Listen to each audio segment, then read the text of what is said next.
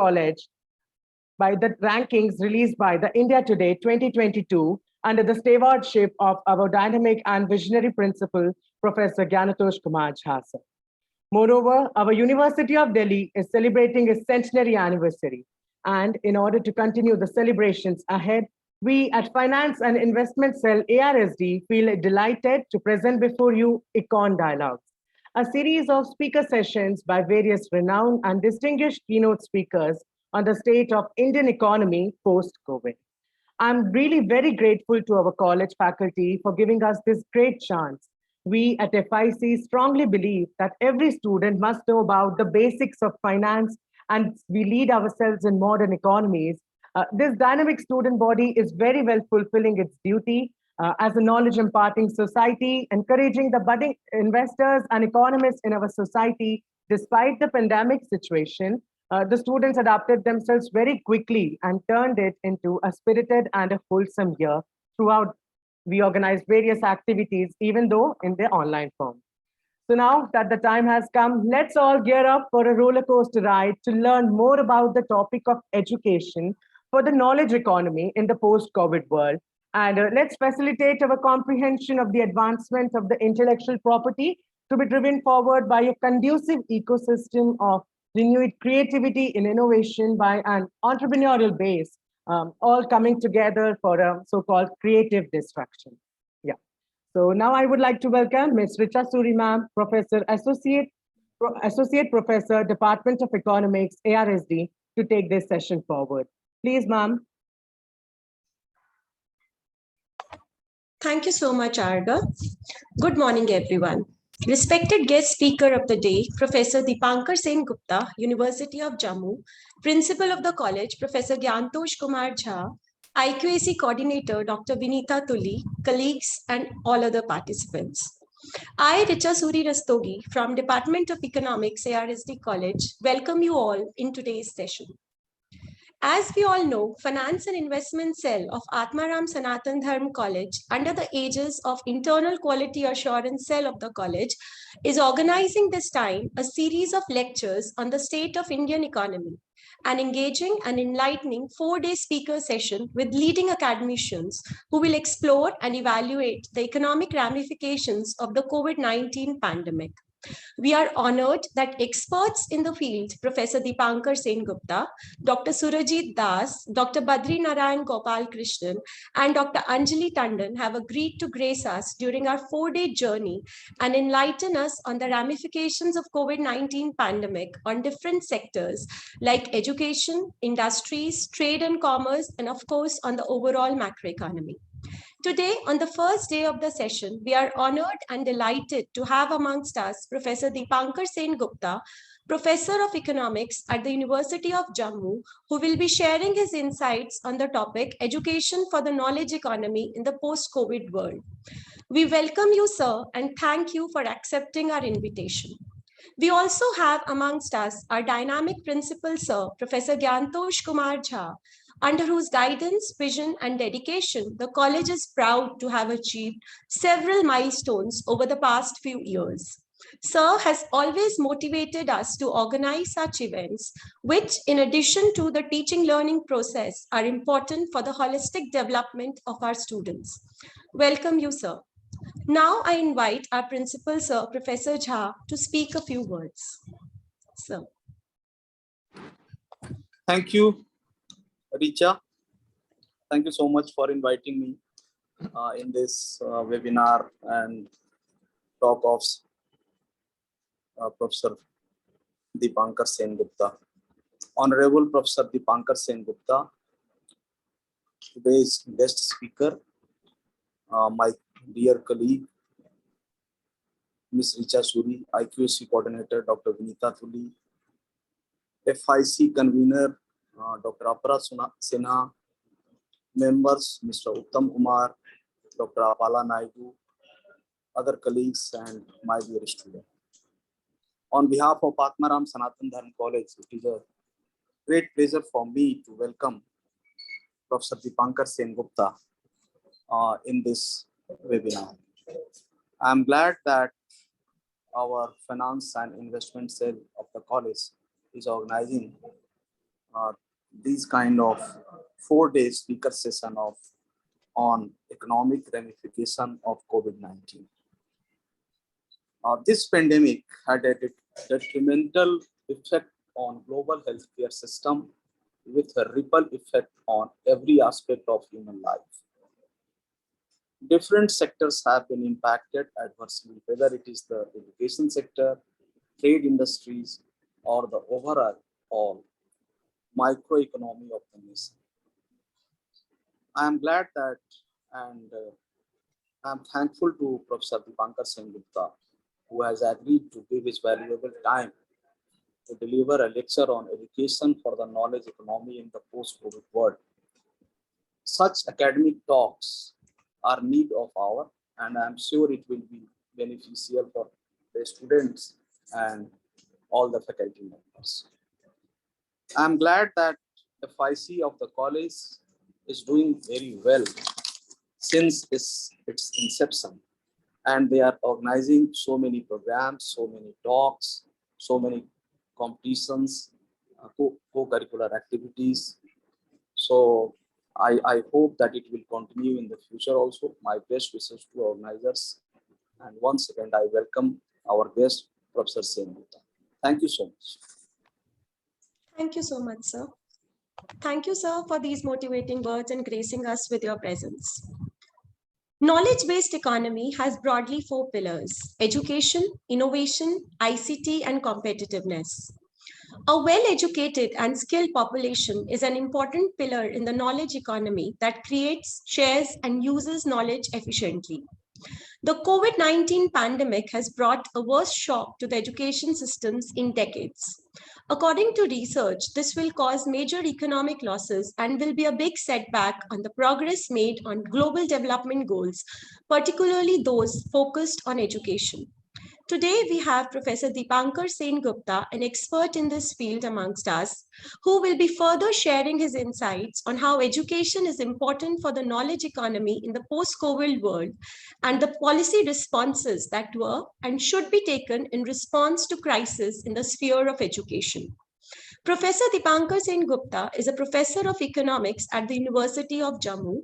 Dr. Sengupta did his PhD in economics from Jawaharlal Nehru University. Before joining Jammu University, Sir was working at the Center for International Trade and Development, JNU. His areas of interest include international political economy, competitiveness, and entrepreneurship. Sir writes extensively in newspapers such as Indian Express and others. Thank you, sir, for coming here, and I invite now Sir to deliver his lecture. Thank you, Dr. Suri. At the outset, let me convey my gratitude to Principal Jha, Dr. Suri, Dr. Apra Sinha, and of course, members of the faculty and the students of Atmasam Sanatan Dharma College for giving me this opportunity to speak on a subject which we as educators are involved in and to which I have given some thought. I cannot claim to be an expert on higher education, but the impact that education has on economics is something that is extremely well known, and few economists, if any, can ignore the role of education when it comes to economic development. Now, the title that I have chosen is the following: Higher Education and the Knowledge Society in the Aftermath of COVID-19. I am going to concentrate on the role of higher education as to what that is a trajectory that we must take towards our goal of a knowledge society or a knowledge economy, and then look at COVID-19, what it has made us aware of, what has it done to us, and what are the policy implications of the impact of COVID-19 on an appropriate strategy of higher education. Now, if you look at the national education policy, and I'll talk very briefly about the national education policy. I'm not too sure how many people of you read the first draft. It was a huge 484-page humongous draft, and the fact is it was very badly written. Luckily, of course, it was rewritten, and as it was rewritten, it became shorter and shorter, and it became better. And if you look at the final document and the last document that was circulated, that was not very different. It was a short document. And as they say, brevity is the soul of wit. If you have something important to say, you can say it in very few words. And that is precisely what the national education policy does. It lays out certain goals and tells you how to achieve them in the minimum space possible. So, of course, what the UGC has come out with in relation to NEP is something else altogether. But if you look at the NEP, it is a small document. It's a very readable document, and very difficult to find anything to object to in that national education policy. Now, what is the goal that is set by the NEP? You have to set a goal. And the goal set by the NEP is India's transformation into a knowledge society. Now, if you look at it, the goals of the NEP, if I have to basically state it in greater detail, the policy makers want to lay the foundations of a knowledge society and economy. Now, what is a knowledge society? What is a knowledge economy? We will come to that later. And if you look at the NEP, it is aligned to the stated economic objectives of various governments from time to time. You see, now again, this is also a vision and an objective few can dispute. We want to be a knowledge economy. Our economic policies are guiding us towards a knowledge economy, and the NEP aligns itself in that broader direction given by the state. Now, the problem is to understand where this knowledge is created, how this knowledge is created, and implement the NEP, or more precisely, a policy of higher education, so that we are able to reach that particular stage in the shortest possible time. Now, what is a knowledge economy? What is a knowledge society?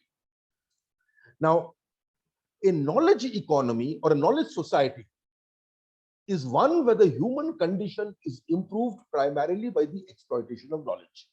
And therefore, what is a knowledge economy? A knowledge economy is one where wealth is created primarily by the exploitation of knowledge. Now, you may ask, what does this mean? I mean, this is basically, is it a gola? Now, let me give you certain examples.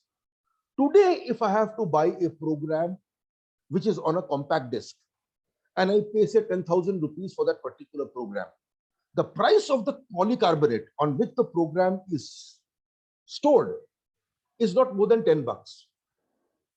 The rest of the money, 6,988 rupees, is the price of that particular program.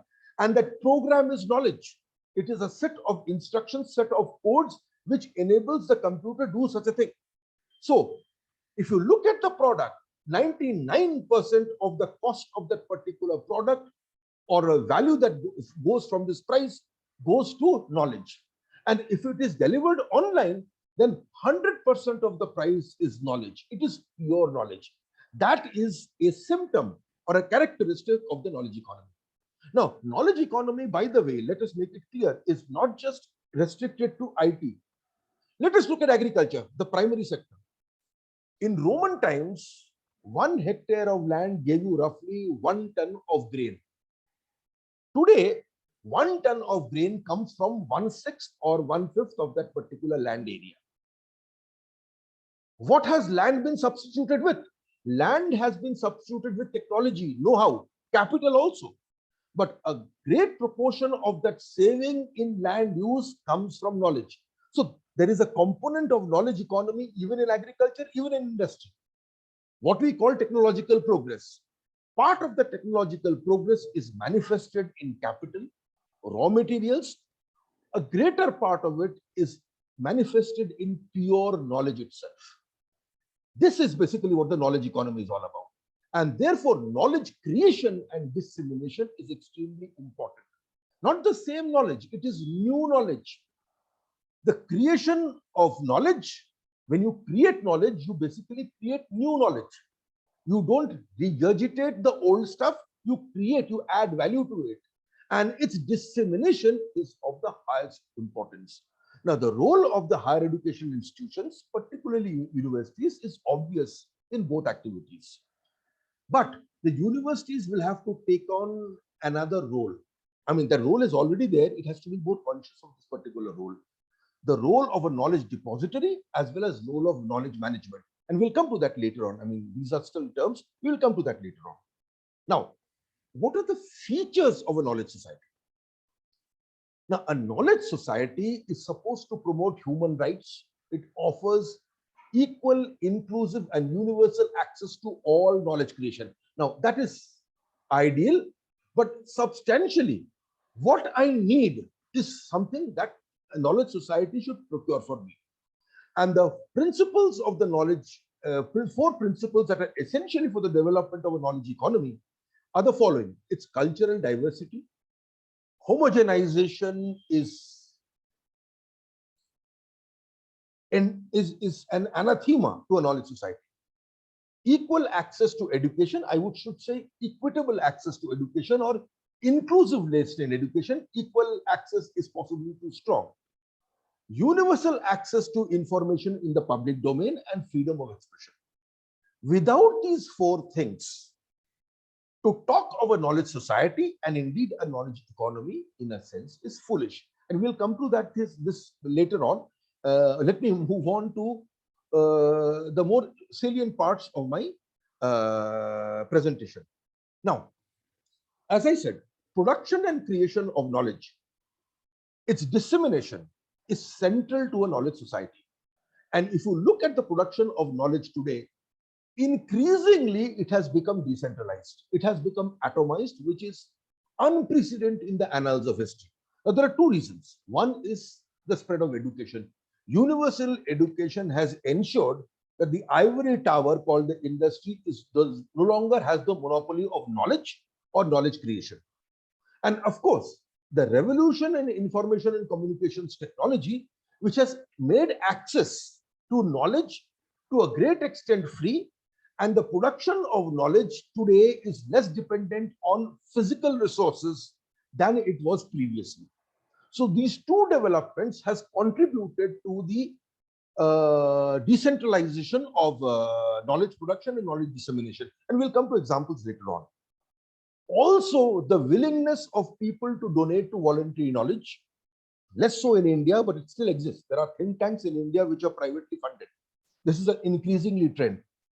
But once this think tank comes into operation, the work it does becomes by and large available to all. Sometimes you have paywalls, but what they do in sense becomes available to all and begins to rival the knowledge that is produced in the formal sector. And it has created players that function outside the formal institutions of knowledge production and dissemination, but they carry out similar functions. Let's look at these examples. I mean, some of them are contentious. For example, today there is a massive debate on the Aryan invasion theory. When I was in school, we took the Aryan invasion theory for granted. Today, there are several doubts. This particular theory is being challenged. And by and large, this theory has been challenged by those people who work outside the formal education, but they have kept at it so incessantly that this particular theory has now been called into question. I am not saying whether this particular theory is true or false in various degrees.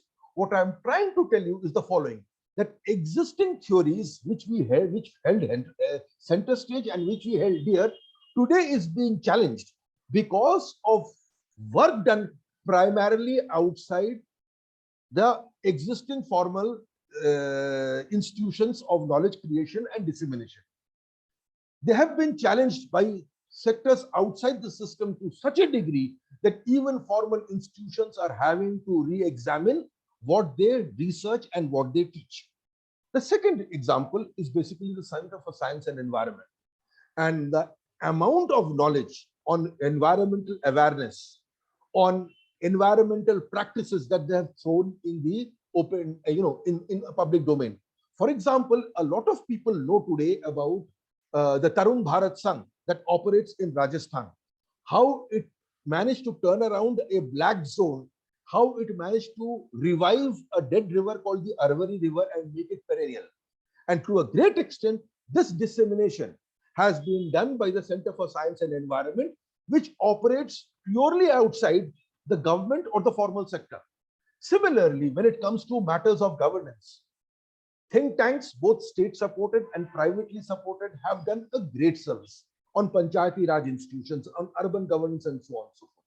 Now, this is basically, I would talk about knowledge which is in the social sciences, or between the interface between the social sciences and the sciences. But this is far more true for cutting edge technology. Today, if a new language is to be created, it will be created in the corporate sector. A new computer language is likely to be created by an IT firm. If a new software is to be created, it is likely to be created in an IT firm. Now, what is the problem? You may say, okay, let it be created in the IT firm. The problem is the following. If that technology becomes successful, and if indeed society or the market perceives a need for it, then a large number of persons have to be trained in that particular technology, and that lack of manpower trained in the technology has the ability to constrain growth. So a firm creating a technology is one thing, but if the technology is rapidly required, then who creates the manpower necessary? The manpower trained in that technology necessary to meet future demand. That is the question. And that is the question that higher education has to answer. And we will talk about the role that COVID has done, what COVID has done in this particular sector. So the knowledge society requires knowledge workers. Knowledge workers, the level of knowledge workers is not static. The knowledge that they know is not static. They have to be upgraded all the time. New workers with new skills have to come in all the time. Old workers retrained in new skills also have to come in all the time. That, in a sense, is the essence of the knowledge society. Now, the problem is knowledge is being created elsewhere. And knowledge workers are being trained elsewhere. How do I solve this particular problem? How do I bring them together? Now, if this is the case, in a knowledge society, therefore, the production of knowledge must be participative. We cannot operate in silos. We have to participate in this. We have to produce knowledge in a participatory manner. And therefore, research institutions, alternative economic educational institutions supported by citizens organizations, business associations, as well as social entrepreneurs have to cooperate and compete with social formal bodies like state-owned universities and research institutes that produce this particular knowledge. Now, accessing this knowledge per se is not a problem, but institutional rigidities create problems. For example, turf wars. We who are already in the university system are reluctant to allow others to come in, participate with us formally, even if not on equal terms, in knowledge production and knowledge dissemination. Now, this is an institutional rigidity. After all, what is an institution? It's a set of rules. It is a set of rules that we ourselves have created, and we interpret this set of rules in a manner that collaboration, participation becomes next to impossible. Now, let me bring in the role of COVID. We've been talking about the importance of the knowledge economy. We've talked about the importance of knowledge creation. We've talked about the fact that knowledge creation occurs in a particular place, but the creation of knowledge workers occurs in a different place. How do I bring it together? I have not answered that question yet. I've basically hinted towards it. But I'm going to talk about what did COVID do to knowledge creation and knowledge dissemination, because it's extremely important. COVID had an impact, and COVID has what we did during COVID has basically shown us ways how to go about it. Now, if you look at COVID-19, it affected different levels and different types of education in different ways. Conventional education suffered. No two ways about it. I mean, we compensated, we strategized, we sought to neutralize, but the fact remains COVID adversely affected education. Primary education suffered the most, because that is the level of education where the interface between teachers and students is extremely important. So primary education suffered the most, and digital divide contributed to it. Let's look. The ones who are participating in this particular webinar do not come from the same class as the bulk of our school children whose access to digital technology, come to ICT, is fairly limited. So primary education suffered, higher education suffered less. Why? A, the number of people enrolled in higher education per se is less. Generally, they come through better means, and if you have a smartphone, you can access higher education. You can access those particular lectures. But we who are involved in teaching, and certainly students who receive this education, know that education did suffer. But the extent of damage depended on the digital divide, tempered by the fact that the students were more mature. Technology, of course, was more mature. Teachers were also very, very different. Requirements were different. Now, some IIMs claim not to have suffered at all. Some directors will say, no. And now, it's an exaggeration, but it's a modicum of truth in it. What is the modicum of truth? Is the following.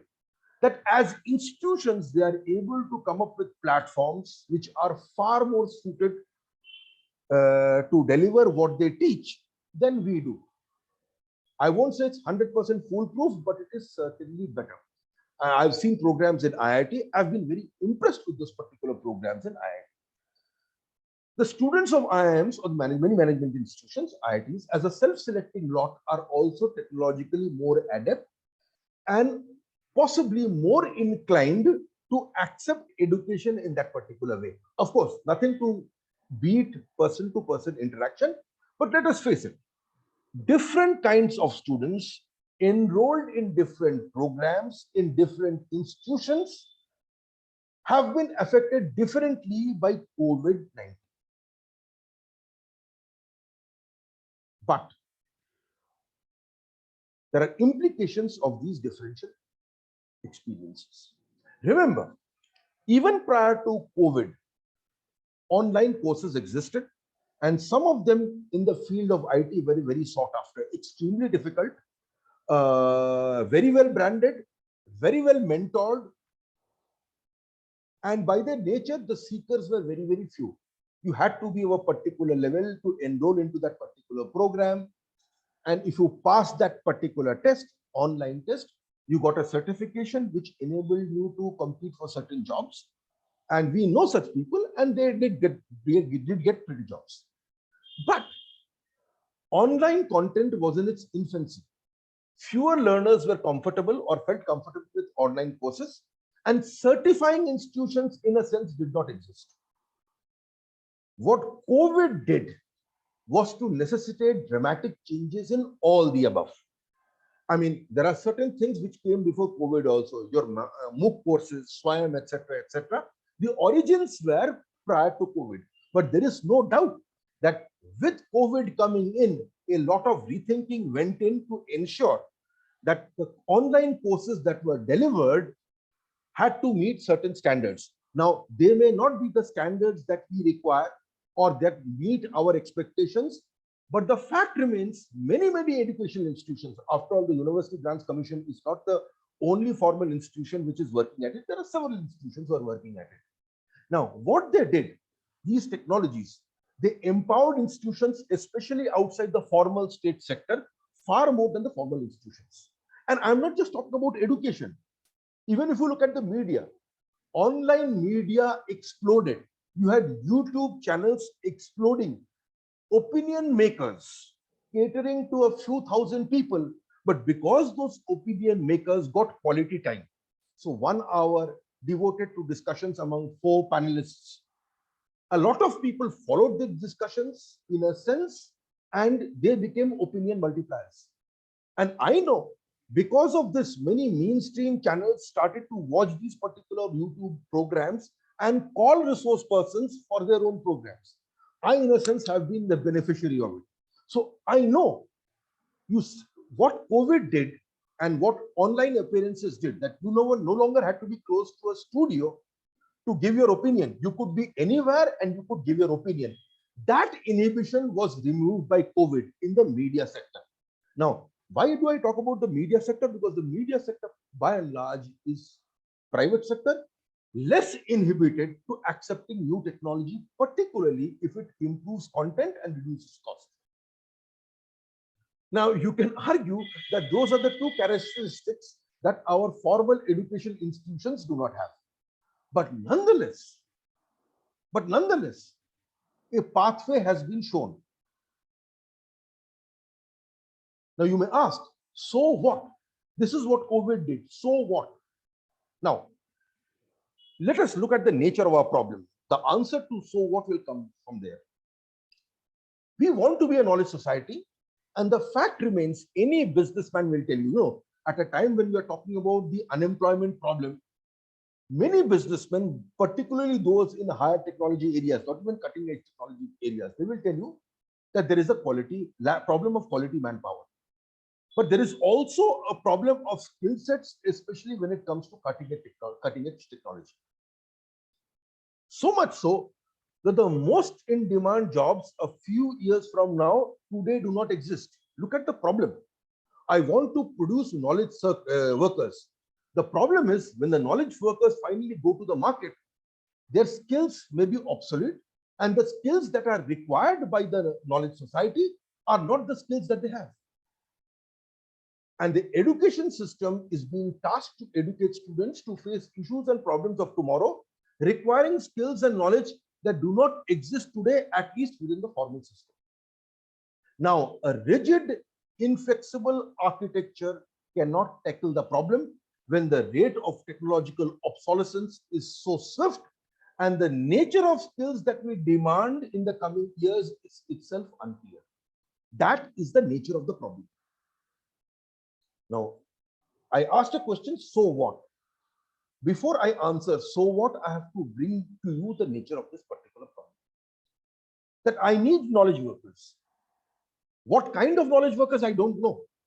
Because I don't know what kind of knowledge, what kind of skill sets will be required 3 to 4 years from now.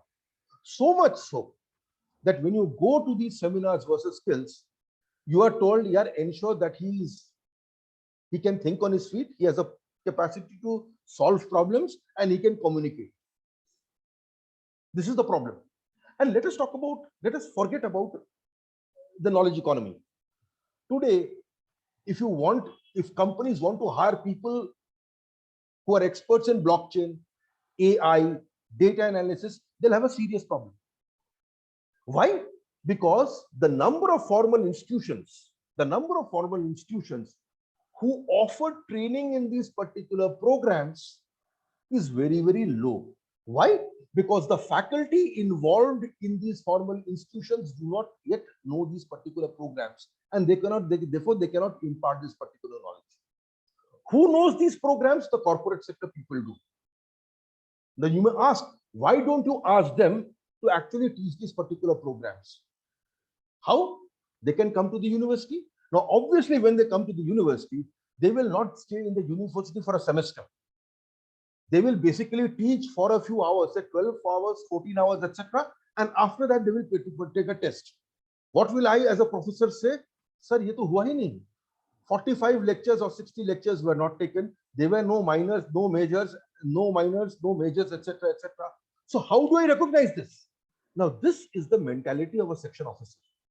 This is not the mentality of an academic who is trying to align himself to creating knowledge workers for a knowledge society. And yet this will be told. Now, therefore, what is the approach? The approach is to make higher education more inclusive than it currently is, both when it comes to enrollment. We need to increase our gross enrollment ratios. There are certain basic courses every potential knowledge worker should know. And of course, there's also the cutting edge or the modern component, which many universities do not teach. And therefore, we not only have to increase enrollment, we also have to increase providers. Those people who claim, even if they claim that they have the necessary skill sets to provide this particular education, allow them in. Now, increasing providers means that getting a provider whose skill is actually required is greater. So, let us assume that only 5% of providers will hit gold. If you allow 10% or 20%, only 1% will succeed. If you allow 500 persons, 25% succeeds, which means the moment the number of people succeeding increases, the number of knowledge worker also increases.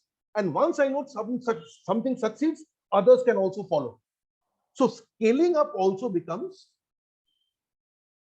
possible. Now, this is true for research. It's also true for teaching. Now, what does this imply? It implies that universities must adopt an open source strategy. That if students are enrolled in my programs, I must allow them to access any course or teaching material which is outside the university. And to a great extent, the NEP allows that. That if you are in a university and you want to teach, learn something through distance mode, you are allowed to do this. Formally, it is allowed. This is something that must be adopted in the true spirit. Now, what is the role of the university then? The university has a massive role. The university or good universities will try to coordinate this peer production, mass collaboration knowledge system. Number one, it must be a guarantor of quality.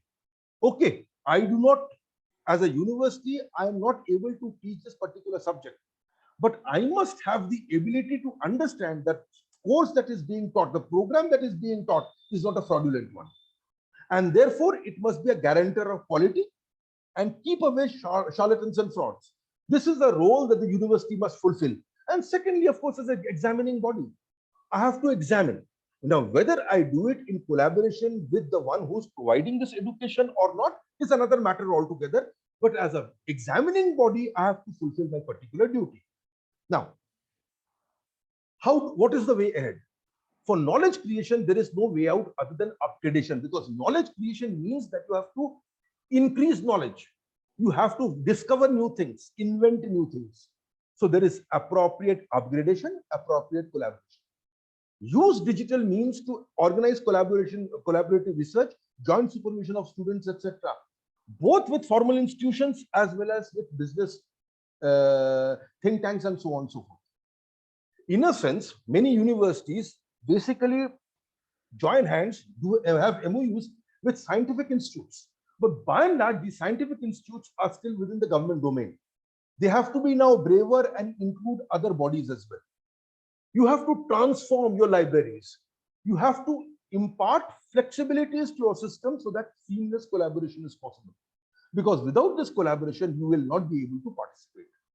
Now, the lessons from COVID. COVID did more harm than good. But the digital responses to counter COVID also enabled us to discover new facets and skills that can be incorporated in teaching learning. Now, today, the pool of skill seekers as a self-selecting lot is much, much higher than it used to for 4 or 5 years ago. We have lost many inhibitions on account of COVID. Online courses are not considered to be as exotic or dubious as they were previous to COVID. COVID has given us that particular push. And this is true both for seekers as well as formal institutions. The number of skill providers is also increased. Now, this has profound implications for workers whose skills are actually required. And this new format also makes scaling far more easy than it previously was. Because if something succeeds, I hire more people who are trained in this to offer more courses. As simple as that. So scaling up, once a particular course succeeds or once its need is felt, is eminently possible given technologies. The fact is, will universities cooperate? So, what are the strategies for higher education institutions? You have to involve students and research scholars in this particular process because they are possibly far more adept at these new technologies than we are. Look up syllabi, look up teaching materials wherever you find and look at their standards and compare your standards. Also compare non-curricular activities. You can easily do that now. You know,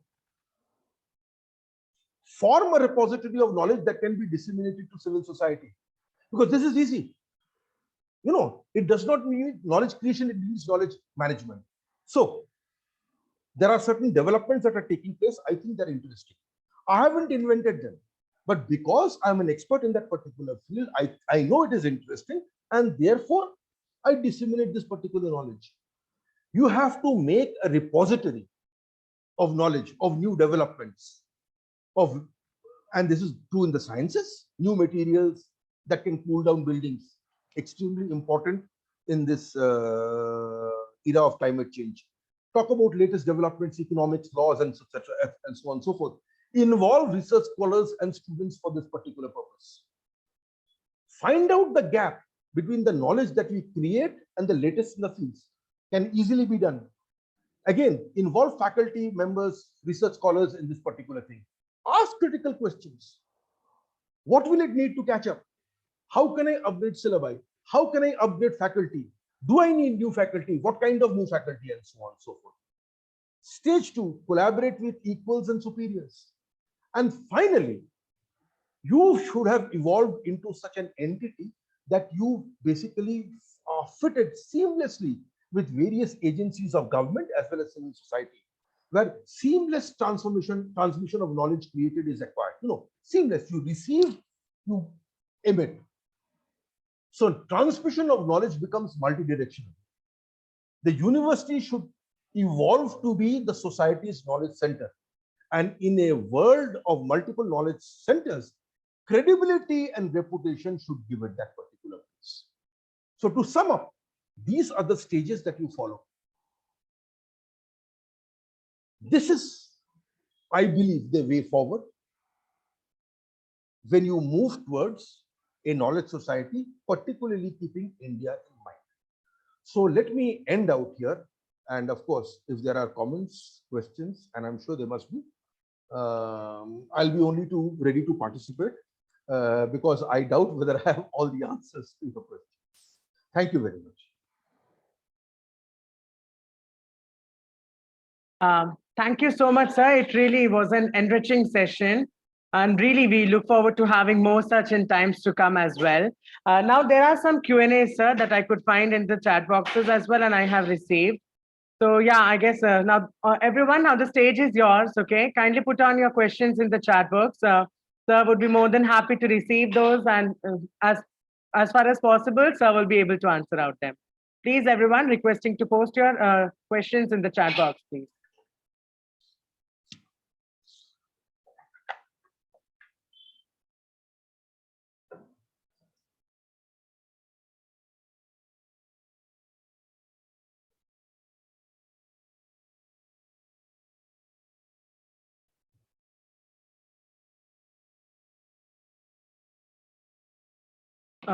So the one question that I can see comes from Deep Gunecha. That is, he asked that what is the impact of basically the education? So the difference that we people face in our countries and the difference that we face in the European countries.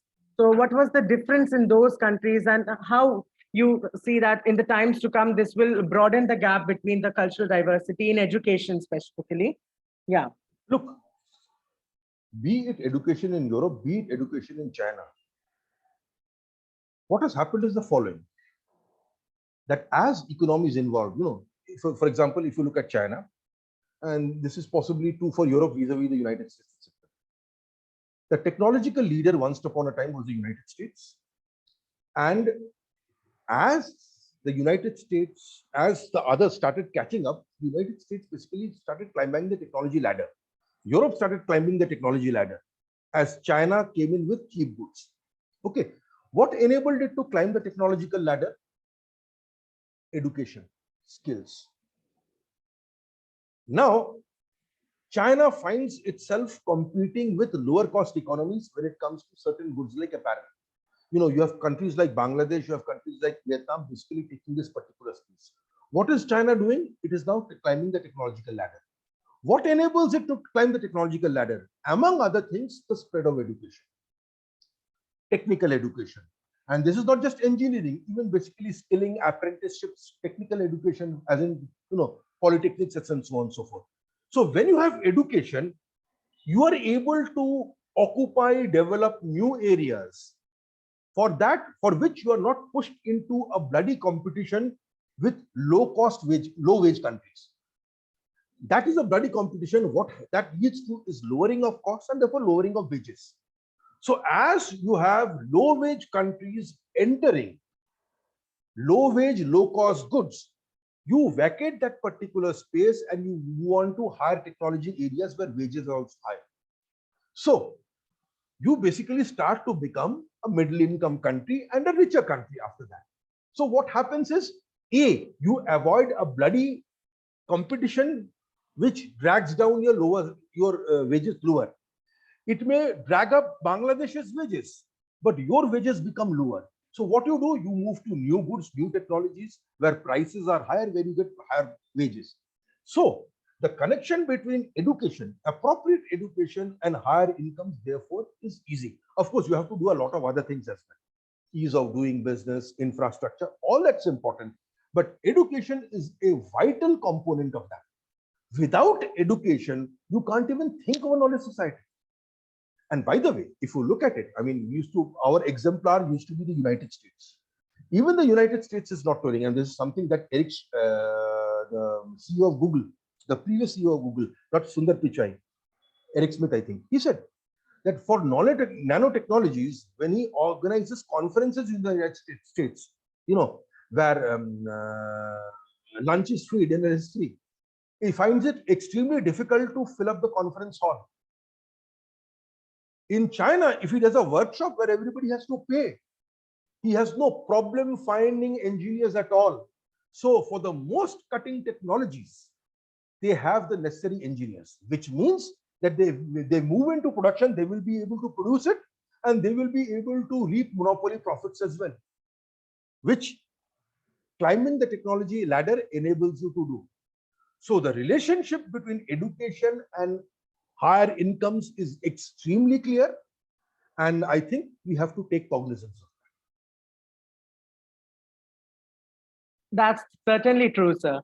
So, and another question that comes from Shreesh, that what are your thoughts on skill enrichment, okay, through digital media and specifically lower income countries? So, I mean, how they are able to cope up with this digital media, and your thoughts into this? Yeah. Okay, let us face this. There are certain societies, let me rephrase this. There are certain skills that can be improved online. There are certain skills that can only be improved through apprenticeship. So for example, I'm training somebody in engineering, particularly steelworks, where handling the stuff is important. Online may go only so far, but online is no substitute for actual in situ training. Okay, so depending on where you are, depending on which profession you are in, digital means may or may not work. Now, when it comes to, say, financial data analysis, when it comes to, say, IT, when it comes to a host of programs where I don't really need to touch you or be in the same room as you because I'm not handling material, I'm handling data, I'm handling codes. Digital is fine. But the moment I basically start dealing with materials, then a certain degree of interface, actual interface, becomes extremely important. And this is something that we have to take cognizance of. It's extremely important in agriculture, although a lot of information can be had online. But if it comes to training, I want to train somebody in Johar, in check water, rainwater management, etc., etc. I can give him a lot of instruction on YouTube, etc., etc. But nonetheless, that fellow will have to dirty his hands in trying to create this particular structures. So depending on where you are, digital means may be okay, and in certain cases it is just not okay. So when it comes to skill enhancement, I think it depends on which profession you are. Obviously, that is the case, sir. So another question that comes from, that is quite an interesting question I found too. So from Manav Negi. So he asked, is India spending on education, so as a percent of GDP? So is it irrelevant, or is it comparable with that same of that the population and the holistic development required in a country like ours? Is the proportion equivalent to the same? Yeah. The amount of education that India spends and the government spends is actually different. India spends a lot of money on education. We spend billions of dollars. We basically spend billions of dollars are remitted by Indians who basically apply to courses in countries like Australia, Canada, United States, etc. Now, if you look at the total expenditure that India and Indians spend, it is much, much higher than what the government of India and the various state governments spend in totality. And that is something that we have to basically talk about.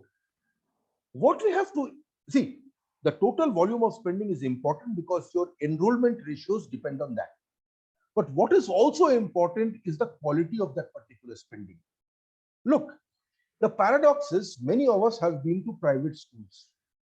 Why did we go to private schools? Because many of these private schools were better than the government schools.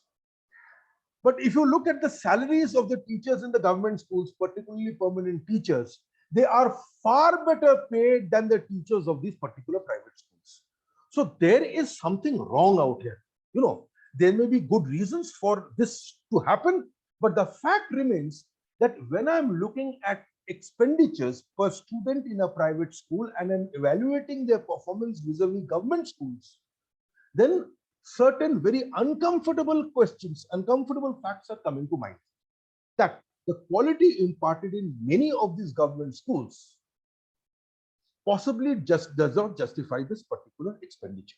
Now, people like Milton Friedman have just said that the government should provide for education, should finance education, but they should not finance schools. He talks about vouchers. The fees that the student gives to the teachers or to the school should be provided by the state in form of vouchers.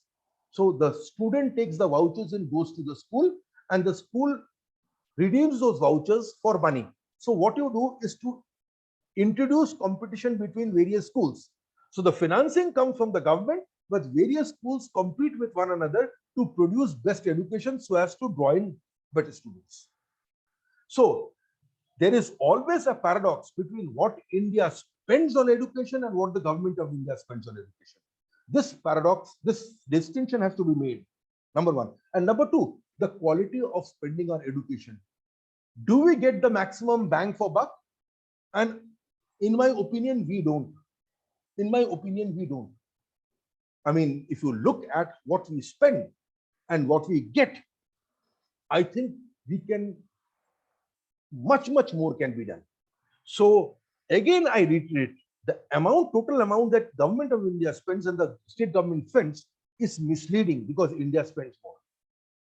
But while India spends more, we do not get the necessary bang for buck when it comes to our spending. Obviously, there exists a disparity between the two, and I guess it would be, in the times to come, it would be our responsibility to reduce out the gap the way we contribute in times to come. So as you mentioned about NEP, I really won't take much time of yours. Yeah. Just a question that comes from our faculty. So he asked, do you think that NEP in an extent be the source of integrating Indian knowledge society with the rest of the world, especially in developed countries? See, that is the aim. That is what we are aiming. That's the aim. The problem is the NEP is a vision and there is an executing body. So far, it is the UGC. One day it will become the Higher Education Council. Now, bodies produce templates. And after some times, those templates become the self-drawn Lakshman Rekhas beyond which we do not go. If we implement the NEP in its true spirit and we offer online courses on Indian traditional knowledge systems and so on and so forth, there is no reason as to why they cannot become global depositories for the rest of the world to follow. Somebody has to do a quality work somewhere and people will access it.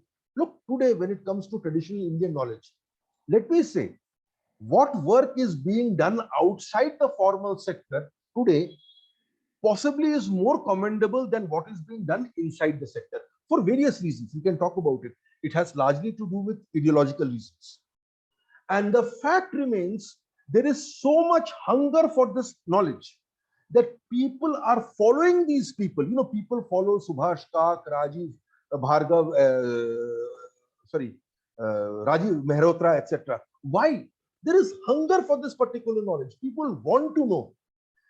So suppose you are able to produce a particular product and store it in your repository in the form of YouTube lectures, visual lectures, etc., etc. Those who interested will follow, they will share it with others, others will come in. It has to be done. And if it is done, rest assured, the rest of the world will try and access it. And if our last 30, 40 years is any experience, they will do a far better job of adding to it than we are currently doing. So yes, I believe NEP gives us, NEP coupled with information technology and the developments I talked about, has given us a hint as to what is possible. Several contending thoughts have come in.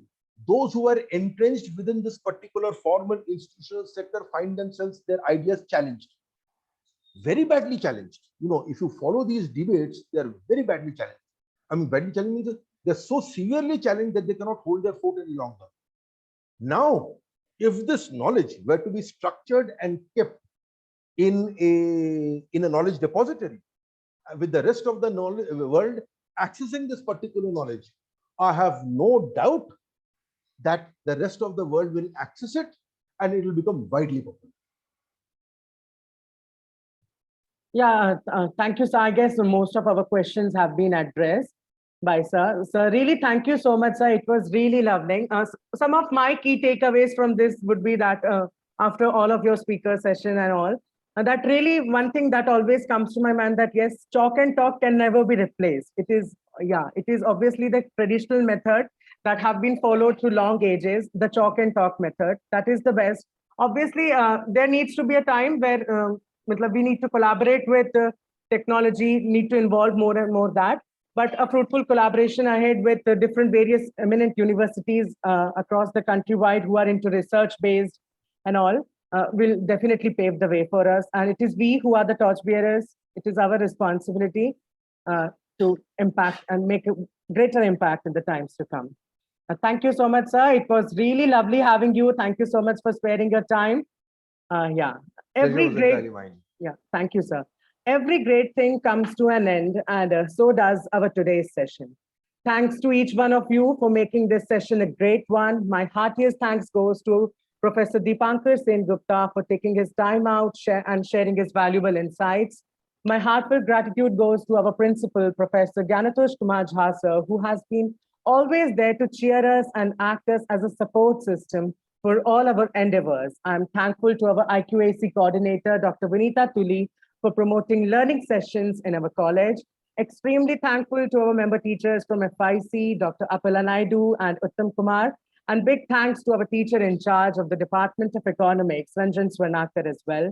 My thanks goes to Richa Suri for the formal welcome of the FIC and hosting such a wonderful session. And moreover, obviously this team, thanks to my team, my co-team, Avi, Priyanshu, Pratham, Sukriti, Raba, Divya, Shweta, Shrish, Deep, Swati, Akshit, Shashank, and Priyansh, for all your tireless efforts, who have been striving from lot many days to work hard and in order to make this session really a great one. And so that we are on a mission, so that yes, we can reach out to students, we can help them in getting to know more about the finance, the impact that COVID had in our Indian society and all. But yes, one thing, the most important thanks goes to you audience who made this session an amazing one. Okay, and I hope you all had a great time listening and learning with sir. Thank you so much everyone for joining in. We look forward to hosting you again on 4th July, Monday at 11 a.m. Good day, keep learning, keep growing. Thank you so much everyone. Thank you.